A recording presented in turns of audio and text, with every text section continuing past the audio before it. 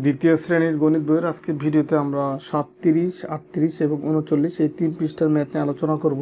তো এখানে দেখো যে 37 পৃষ্ঠা যেটা দেওয়া আছে যে ক্রমবাচক সংখ্যা ষষ্ঠ থেকে দশম।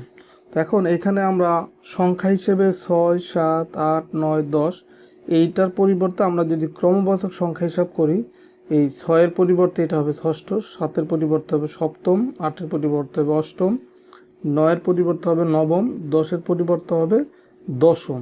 আর এই ক্রমবাচক সংখ্যাগুলোকে যদি আমরা সংক্ষিপ্তভাবে প্রকাশ করি, তো এই 6-এর সাথে এইখানকার লাস্টের যে অক্ষর সেটা যাবে ষষ্ঠ, 7-এর সাথে লাস্টের ম সপ্তম, 8-এর সাথে লাস্টের ম অষ্টম, 9-এর সাথে লাস্টের ম নবম, 10-এর সাথে লাস্টের ম দশম। এইভাবে পড়তে হয়। তো এরপরে দেখো যে লাইনে 10 জন শিশু দাঁড়িয়ে আছে, সামনে আছে নাসিমা, পিছনে আছে জারিয়া। তো এখানে দেখো এই যে 10 জন শিশু, এই যে সিরিয়ালটা এখানে এরকম দেয়া আছে। তো এখানে বলছে যে এই পিছনে আছে কে? জারিয়া। এই যে এটা হচ্ছে পিছন, এই যে এটা হচ্ছে জারিয়া, আর সামনে আছে কে? এই যে নাসিমা। নাসিমা আছে সামনে। তো এখন এখানে প্রশ্ন হচ্ছে ক্রমবাচক সংখ্যা ব্যবহার করে এই শিশুদের অবস্থান বলি। তো এখন আমরা এই যে নিচে কিছু প্রশ্ন আছে সেগুলোর উত্তর দিতে হবে। যে ক্রমবাচক সংখ্যা ব্যবহার করে শিশুদের অবস্থান বলি সামনে থেকে ষষ্ঠ। তো সামনে হচ্ছে এই যে নিচের দিকটা হচ্ছে সামনে, এই যে এটা হচ্ছে সামনে। তো সামনে থেকে ষষ্ঠ, তার মানে এটা হচ্ছে নাসিমা হচ্ছে প্রথম, দ্বিতীয়, তৃতীয়, চতুর্থ, পঞ্চম, ষষ্ঠ। তো ষষ্ঠকে আব্দুর রহিম। তো সামনে থেকে ষষ্ঠ, এটা কে হবে? আব্দুর রহিম, আব্দুর রহিম। এরপরে পিছন থেকে সপ্তম। তো পিছনে আছে যে জারিয়া। তো এই উপর থেকে তাহলে এখন এই পিছন থেকে সপ্তম পজিশনে কে আছে? প্রথম, দ্বিতীয়, তৃতীয়, চতুর্থ, পঞ্চম, ষষ্ঠ, সপ্তম। সপ্তমে চলে আসলো কে? ডেভিড। তাহলে এখানে আমরা নামটা লিখে ফেলি, ডেভিড। সামনে থেকে নবম। তো সামনে বলতে এই যে নাসিমা হচ্ছে সামনে। তো এখান থেকে নবম পজিশনে কে আছে দেখো, এখান থেকে তাহলে আবার আমি এই প্রথম দ্বিতীয় হিসাব করে যাব। প্রথম, দ্বিতীয়, তৃতীয়, চতুর্থ, পঞ্চম, ষষ্ঠ, সপ্তম, অষ্টম, তারপর হচ্ছে কি এই নবম পজিশনে কে? রতন। তাহলে এখানে লিখব রতন। আলেয়ার অবস্থান কততম? এই সামনে থেকে কততম, পিছন থেকে কততম? আলেয়ার অবস্থান। তো আলেয়া হচ্ছে যে এটা হচ্ছে আলেয়া। তো আমরা যদি পিছন থেকে হিসাব করি তাহলে উপর থেকে আসবো, আর সামনে থেকে আসলে নিচ থেকে আসবো। নিচ থেকে কেন? নিচে লেখা আছে সামনে, আর উপরে লেখা আছে পিছনে। তাহলে পিছন থেকে আলেয়ার অবস্থান কত? প্রথম, দ্বিতীয়, তৃতীয়। তার মানে পিছন থেকে আলেয়ার অবস্থান হচ্ছে তৃতীয়। আর যদি সামনে থেকে যাই তখন দেখো আলেয়ার অবস্থান কত? এই প্রথম, দ্বিতীয়, তৃতীয়, চতুর্থ, পঞ্চম, ষষ্ঠ, সপ্তম, অষ্টম। তার মানে এই যদি আমরা সামনে থেকে যাই, সামনে থেকে হচ্ছে অষ্টম পজিশনে আছে আলেয়া। তো এই ছিল তোমার 37 পৃষ্ঠার আলোচনা। তো এরপরে আমরা 38 পৃষ্ঠা আলোচনা করব। তো 38 পৃষ্ঠায় দেখো এখানে এই ডান দিক থেকে 7 জনকে গোল দাগের মধ্যে রাখো। এই যে এখানে দেখো অনেকগুলো শিশুর ছবি আছে। এখানে প্রথম প্রশ্নটা ছিল কি? ডান দিক থেকে 7 জনকে গোল দাগের মধ্যে রাখো। এখন ডান দিক কোনটা? ডান দিক হচ্ছে এই যে হাতের ডান সাইডটা। তোমার ডান হাত যেদিকে আছে ওইটা হচ্ছে ডান দিক, আর বাম হাত যেদিকে আছে এটা হচ্ছে বাম দিক। তো প্রথম প্রশ্ন ছিল ডান দিক থেকে 7 জনকে গোল দাগের মধ্যে রাখো। 7 জন, তো এই 1 জন, 2 জন, 3 জন, 4 জন, 5 জন, 6 জন, 7 জন। এই 7 জনকে আমরা এই যেরকম একটা গোল দাগের ভিতরে রাখবো। এই যে গোল দাগের ভিতরে রাখলাম 7 জনকে। আবার ডান দিক থেকে সপ্তম জনকে, সপ্তম ক্রমবাচক সংখ্যা, এটা সপ্তম বলতে বোঝাবে পজিশন বা অবস্থান। তো সপ্তম জনকে গোল দাগ দাও। তো এটা হচ্ছে প্রথম, দ্বিতীয়, তৃতীয়, চতুর্থ, পঞ্চম, ষষ্ঠ, সপ্তম। তো সেই ক্ষেত্রে শুধু একে গোল দিতে হবে।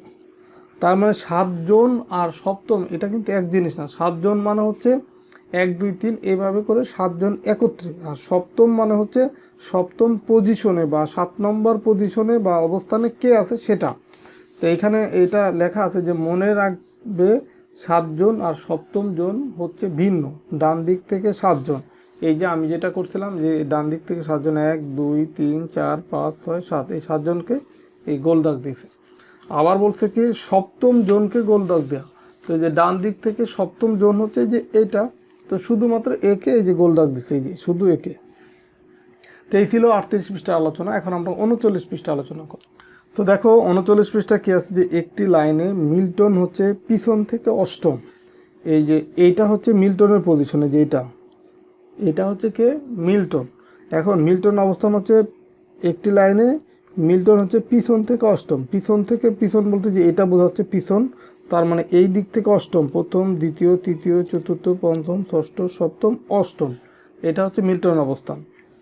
আর বলছে কি যে মিল্টনের সামনে আরও 5 জন শিক্ষার্থী আছে। এই সামনে দেখো আরও 5 জন আছে, 1 2 3 4 5, এটা হচ্ছে তোমার সামনের এই যে 5 জন, এই যে এই 5 জন হচ্ছে সামনে। এখন প্রশ্ন হচ্ছে লাইনে কতজন শিক্ষার্থী আছে। তো লাইনে দেখো মিল্টনের পিছনে আছে 8 জন, তো সেই 1 2 3 4 5 6 7 জন, 7 জন আছে মিল্টনের পিছনে, তো সেই 7 আমরা লিখলাম এখানে। এরপরে এই মিল্টন সহ এইখানে আছে কয়জন, এই সামনে আছে কয়জন, সামনে আছে হচ্ছে 5 জন, আর মিল্টন সহ তাহলে হচ্ছে 6 জন, 1 2 3 4 5, আর এই মিল্টন মিলে হয় কয়জন, 6 জন। তার মানে এই পিছনের 7 জন আর মিল্টন সহ সামনে আছে 6 জন। তাহলে এই দুইটা যদি আমরা যোগ করি তাহলে মোট শিক্ষার্থীর সংখ্যা পাবো। তো 6 আর 7 যোগ করলে আমরা পাবো হচ্ছে 13 জন। তো এটাই হচ্ছে মোট শিক্ষার্থীর সংখ্যা। এখন দেখো নিচে আর একটা প্রশ্ন আছে যে একটি লাইনে রাজু হচ্ছে সামনে থেকে ষষ্ঠ আর পিছন থেকে তৃতীয়, সেখানে কতজন শিশু আছে। তো আমরা যদি এটা ধরি সামনে, এটা ধরলাম হচ্ছে সামনে, আমরা পাশাপাশি আর কি লিখবো। এখন এটা হচ্ছে সামনে, তো একটি লাইনে রাজু হচ্ছে সামনে থেকে ষষ্ঠ, তার মানে এই সামনে থেকে ষষ্ঠ, এটা হচ্ছে প্রথম দ্বিতীয় তৃতীয় চতুর্থ পঞ্চম, এই হচ্ছে ষষ্ঠ। তো এই ষষ্ঠ এটা হচ্ছে কার অবস্থান, এটা হচ্ছে এই ক্রস দিয়ে বুঝাইলাম আর কি, ভিন্ন রাখলাম, এটা বুঝাইলাম হচ্ছে এই রাজুর অবস্থান, সামনে থেকে কত ষষ্ঠ আর পিছন থেকে তৃতীয়। তো পিছন মানে যদি আমরা এটাকে পিছন ধরি, এটাকে ধরলাম হচ্ছে পিছন, তো পিছন থেকে রাজুর অবস্থান হচ্ছে তৃতীয়, তো এটাকে যদি তৃতীয় অবস্থানে আমরা ধরি এই পাশ থেকে, তার মানে এই পাশে আরও আমার 2 জন লাগবে। তাহলে দেখো পিছন থেকে প্রথম দ্বিতীয় এই তৃতীয়, তাহলে এখন রাজুর অবস্থানটা ঠিক আছে। তো এখন বলছে সেখানে কতজন শিশু আছে। তো এখন এখানে দেখো মোট কতজন শিশু হবে, সামনে আছে কয়জন, 1 2 3 4 5 জন, 5 জন আছে সামনে, আর পিছনে এই রাজু সহ আছে কয়জন, 1 2 3 জন, তার মানে 5 যোগ 3, তাহলে রাজুকে আমরা কিন্তু এই সামনের যে 5 জন এর সাথেও রাখতে পারি, পিছনের যে 2 জন এর সাথেও রাখতে পারি, যে কোনো একজনের সাথে রাখা যেতে পারে। তো আমি এখানে এই পিছনের যে 2 জন, এই 2 জনের সাথে আমি রাখলাম রাজুকে। তাহলে 5 আর যোগ এই রাজু সহ 3, তো 5 আর 3 যদি যোগ করি এখন পাবো হচ্ছে 8। তার মানে সেখানে কতজন শিশু ছিল, এখানে হচ্ছে তোমার তাহলে 8 জন শিশু ছিল। তো আশা করি এই আজকের ভিডিওতে তোমার এই 37 38 এবং 39 এই 3 পৃষ্ঠার যে আলোচনা বা যে ম্যাথ রিলেটেড যে বিষয়গুলো ছিল সেগুলো সবাই ভালোভাবে বুঝতে পারতো। তো ঠিক আছে, সবাই ভালো থাকো সুস্থ থাকো। আর পরবর্তী ভিডিওতে আমরা 40 পৃষ্ঠা থেকে আলোচনা শুরু করব।